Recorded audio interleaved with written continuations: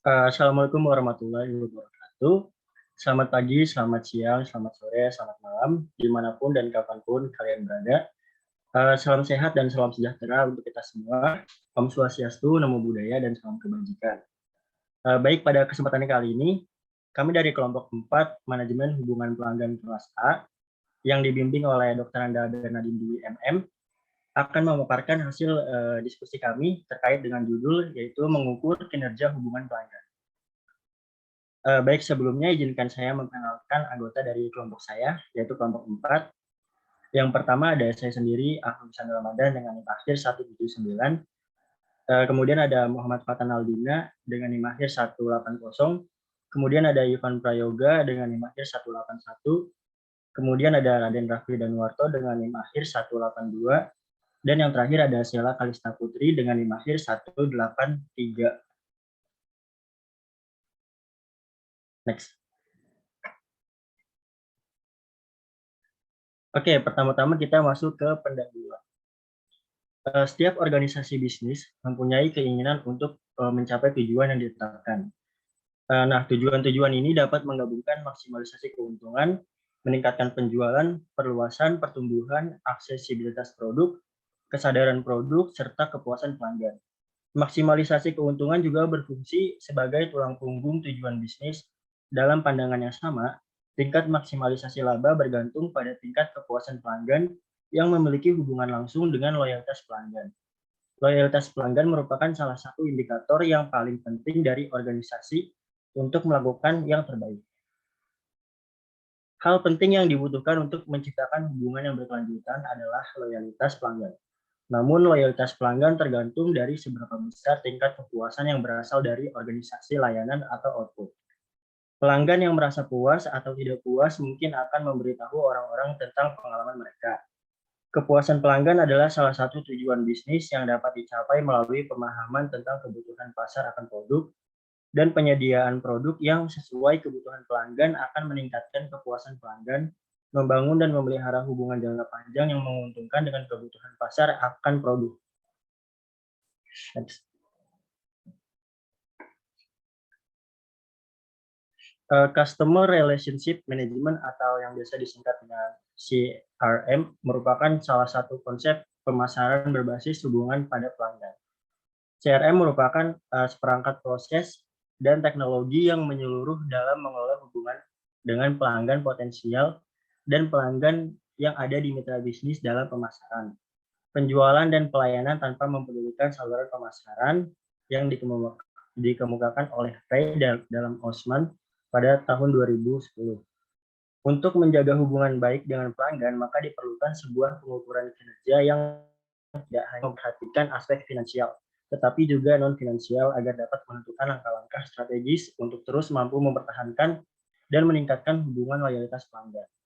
Nah, salah satu metode untuk mengukur secara menyeluruh dari praktisi CRM ini adalah dengan CRM scorecard atau yang biasa merupakan sebuah framework pengukuran kinerja yang mampu mengidentifikasi faktor-faktor yang dapat mempengaruhi keberhasilan CRM baik secara objektif maupun subjektif.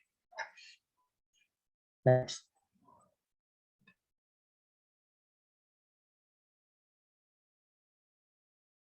Kemudian kita masuk ke pembahasan. Di sini ada pembahasan dari pengukuran nilai strategis berbasis pelanggan.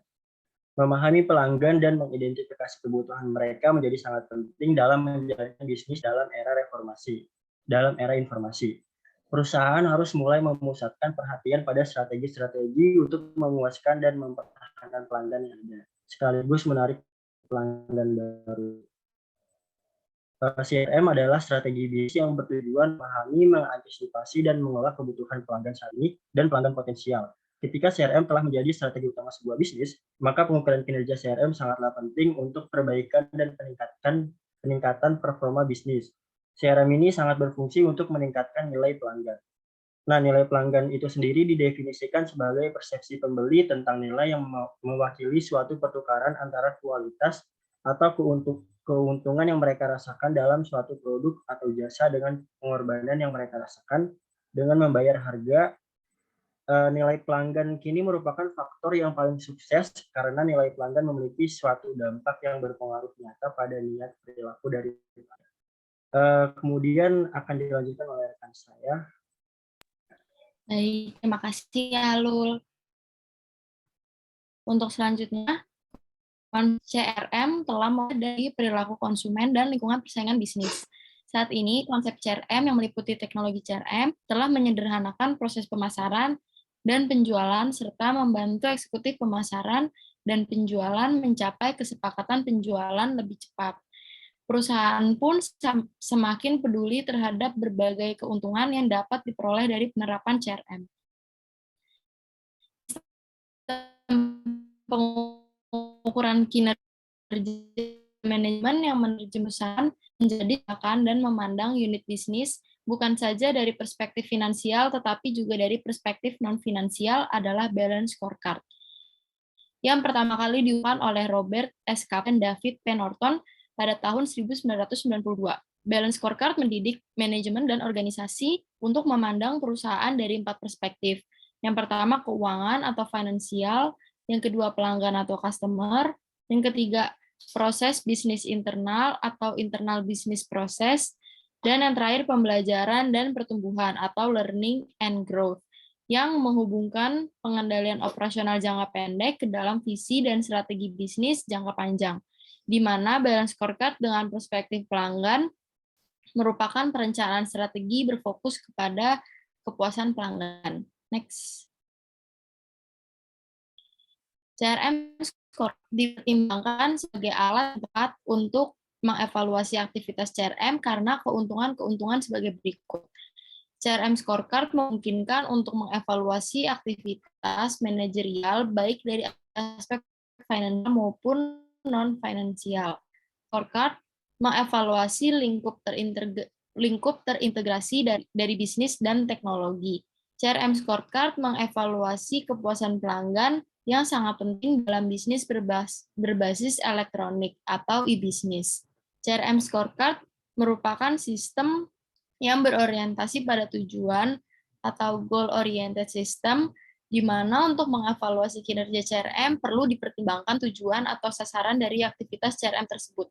CRM scorecard juga merupakan sistem yang berorientasi pada tindakan atau action-oriented system yang dapat mengontrol dan meningkatkan performa bisnis. Model evaluasi CRM merupakan proses interaktif dalam mengukur kinerja CRM. Langkah selanjutnya adalah menyusun strategi CRM. Tujuan dari langkah ini adalah membayangkan faktor prinsip strategi. Setelah membayangkan faktor strategi, langkah selanjutnya adalah menemukan hubungan antara aktivitas CRM dengan tujuan bisnis. Tujuan bisnis adalah meningkatkan keuntungan. Dengan menganalisa hubungan ini, kita dapat belajar tentang apa yang harus dilakukan untuk memperoleh hasil yang lebih baik dari perspektif apa yang penting untuk mencapai hasil tersebut. Hasil dari analisa dievaluasi untuk mengetahui keefektifan dari CRM. Pengukuran ini memberikan pandangan yang lebih jauh pada strategi CRM dan membantu perusahaan dalam menetapkan next. Untuk penutupnya, pada suatu bisnis perusahaan diperlukan adanya hubungan yang baik khususnya bagi para pelanggan. Untuk menjaga hubungan baik dengan pelanggan, maka diperlukan sebuah pengukuran kinerja yang tidak hanya memperhatikan aspek finansial tetapi juga non-finansial agar dapat menentukan langkah-langkah strategis untuk terus mampu mempertahankan dan meningkatkan hubungan loyalitas pelanggan. PT Kalbe dan Tiket.com sebaiknya bisa memperhatikan faktor internal maupun eksternal yang cukup memberikan pengaruh yang besar. Selain itu, dalam pengoperasiannya harus dapat meningkatkan kualitas pelayanan, hubungan pelanggan, serta mengevaluasi berbagai peluang agar terus dapat melakukan pengembangan bisnis. Next. Nah, selanjutnya ada pengukuran nilai strategis berbasis pelanggan. Customer Relationship Management atau CRM adalah strategi bisnis yang bertujuan untuk memahami, mengantisipasi, dan mengelola kebutuhan pelanggan saat ini dan pelanggan potensial. CRM telah menjadi strategi utama sebuah bisnis. Pengukuran kinerja CRM sangatlah penting untuk perbaikan dan peningkatan performa bisnis CRM. CRM berfungsi untuk meningkatkan nilai pelanggan. Nilai pelanggan didefinisikan sebagai persepsi pembeli tentang nilai yang mewakili suatu pertukaran antara kualitas atau keuntungan yang mereka rasakan dalam suatu produk atau jasa dengan pengorbanan yang mereka rasakan dengan membayar harga. Selanjutnya akan dilanjutkan teman saya, Ivan. Baik, terima kasih. Akan saya lanjutkan. Masih di dalam pengukuran nilai strategis berbasis pelanggan, Customer Relationship Management atau CRM merupakan salah satu konsep pemasaran berbasis hubungan pada pelanggan. CRM adalah seperangkat proses dan teknologi yang menyeluruh dalam mengelola hubungan dengan pelanggan potensial dan pelanggan yang ada dan mitra bisnis dalam pemasaran, penjualan, dan pelayanan tanpa mempedulikan saluran pemasaran. Untuk menjaga hubungan baik dengan pelanggan, maka diperlukan sebuah pengukuran kinerja yang tidak hanya memperhatikan aspek finansial, akan tetapi juga non-finansial, agar dapat menentukan langkah-langkah strategis untuk terus mampu mempertahankan dan meningkatkan hubungan loyalitas pelanggan. Next. Masuk dalam strategi pemilihan pelanggan populer, pemilihan pelanggan telah menjadi salah satu masalah paling kritis dalam pemasaran berbasis pelanggan. Segmentasi pelanggan digunakan sebagai alat yang memungkinkan perusahaan untuk memahami pelanggan mereka dan membuat strategi yang berbeda. Terdapat beberapa strategi yang umum digunakan dalam melakukan segmentasi pelanggan, yaitu sebagai berikut. Yang pertama ada strategi segmentasi pelanggan berdasarkan demografi. Kedua ada strategi segmentasi pelanggan berdasarkan perilaku. Ketiga strategi segmentasi pelanggan berdasarkan geografi. Yang terakhir ada strategi segmentasi pelanggan berdasarkan psikografis. Next. Masih dalam strategi pemilihan pelanggan populer, menurut Coyle, Aksoy, dan Cunningham pada tahun 2007 dalam penelitiannya mengulas mengenai strategi segmentasi pelanggan, yaitu sebagai berikut. Yang pertama ada strategi segmentasi berbasis nilai, yang kedua strategi segmentasi berbasis perilaku, yang ketiga ada strategi segmentasi berbasis gaya hidup, yang terakhir ada strategi segmentasi berbasis tingkat aktivitas. Selain itu, strategi-strategi di atas, pemasar juga dapat menggunakan strategi model RFM, atau resensi, frekuensi, dan monetary. Next. Selanjutnya mengevaluasi strategi pelanggan. Evaluasi sangat dibutuhkan dalam berbagai bidang kehidupan manusia, sehingga meningkatkan efektivitas dan produktivitas, baik dalam lingkup individu, kelompok, maupun lingkungan kerja. Adapun berbagai informasi yang didapatkan dari proses evaluasi adalah sebagai berikut. Yang pertama, tingkat kemajuan suatu kegiatan. Yang kedua, tingkat pencapaian suatu kegiatan sesuai dengan tujuannya. Yang ketiga adalah hal-hal yang harus dilakukan di masa mendatang.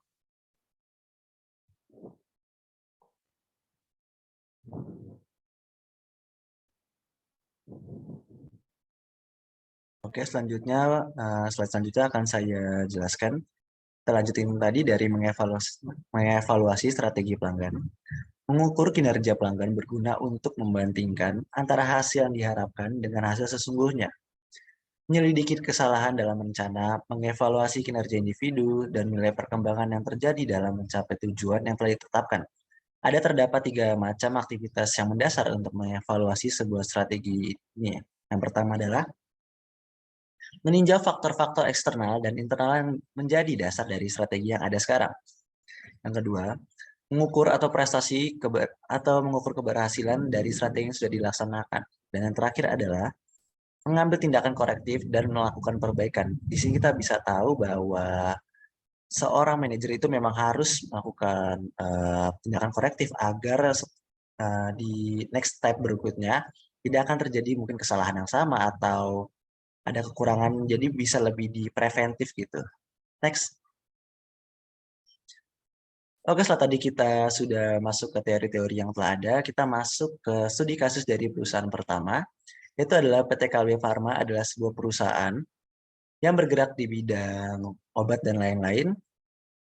Oke, Kita langsung jelaskan saja. Yang pertama ini adalah salah satu CRM yang disediakan oleh PT Kalbe Farma adalah dengan dibuatkannya sebuah website dan email untuk pelanggan, termasuk dokter dan yang bekerja sama dengan PT Kalbe Farma tersebut.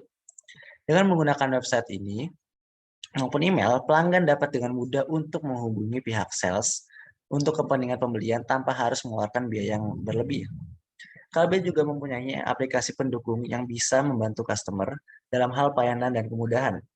Aplikasi tersebut adalah Kalcare. Kalcare ini merupakan aplikasi e-commerce yang memudahkan customer dalam berbelanja produk-produk nutrisi, perlengkapan ibu dan anak, makan dan minuman, perawatan pribadi, vitamin dan suplemen, serta yang paling penting adalah obat-obatan. Next. Lalu juga Kalcare ini menyediakan layanan Alcare Home Delivery yang merupakan layanan pesan antar produk melalui chat maupun jasa telemarketing dengan area cakupan yaitu ada 38 kota di seluruh Indonesia, yang pastinya ini merupakan yang lumayan banyak karena kita tahu masih ada beberapa perusahaan yang belum bisa memproduksi ataupun mendistribusi obatnya ke dalam beberapa kota besar. Lalu juga lewat layanan ini, customer bisa memesan produk dan pesanan akan diantarkan langsung oleh kurir ke alamat tinggal. Lalu berikutnya adalah kesuksesan penerapan CRM ini bukan terletak pada sistem aplikasinya, melainkan pengintegrasiannya dalam proses bisnis. Hal ini berarti bahwa bagaimana cara kita mengintegrasikan semua data pelanggan ke dalam sistem, sehingga mempermudah perusahaan menjadi totally customer centric.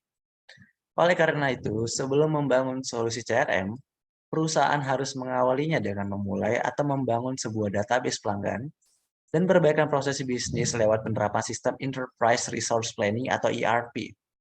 Selain itu, perusahaan juga harus menyiapkan SDM serta mengubah budaya kerja dan kebiasaan. Hal ini pasti menjelaskan bahwa CRM bukan sebatas call center, melainkan konsep pengelolaan pelanggan berdasarkan produk life cycle. Oke, untuk slide selanjutnya akan dijelaskan oleh teman saya, Fatan. Baik, terima kasih Rafli. Untuk studi kasus yang kedua adalah Tiket.com. Tiket.com adalah perusahaan agen perjalanan online. Tiket.com kini memanfaatkan platform WhatsApp untuk berkomunikasi dengan pelanggan. Metode ini menjadikan cara baru sehingga pelanggan bisa memantau tindak lanjut keluhan mereka dengan pelayanan atau customer service yang bersangkutan. Tiket.com berharap penggunaan aplikasi WhatsApp membuat komunikasi antara pelanggan dengan staf pelayanan kami menjadi dua arah dan dapat meningkatkan kepuasan pelanggan. Selain berfokus pada hubungan pelanggannya, Tiket.com juga fokus pada penyediaan inovasi fitur yang baik. Salah satu di laman Tiket.com, di mana dengan mengakses situs ini, user dapat dengan mudah melakukan transaksi pemesanan tiket seperti tiket pesawat, kereta api, hotel, event, bahkan sewa mobil. Kelebihan situs ini adalah jaminan aman transaksi online, hasil pencarian terlengkap, harga tertera sudah termasuk pajak, berbagai pilihan pembayaran, smart algorithm, konten original, dan fitur last minute booking hotel. Sekian presentasi dari kelompok kami, kurang lebihnya mohon maaf. Assalamualaikum warahmatullahi wabarakatuh.